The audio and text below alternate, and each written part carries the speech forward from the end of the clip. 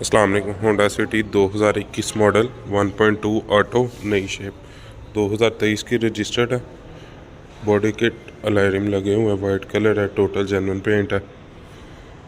इस दरवाजे पे ये डेंट है। टायरों की कंडीशन नहीं है, पेंट सारा जेन्युइन है।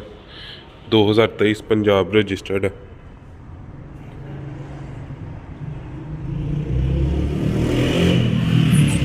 एक ही कलम है।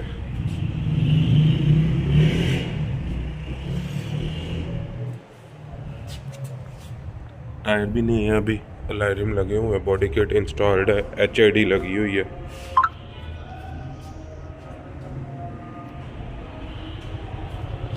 होंडा मेंटेन है, 36,000 माइलेज है गाड़ी की। होंडा से मेंटेन है। रूम भी नहीं है गाड़ी का। ऑटो है 1.2 ऑटो।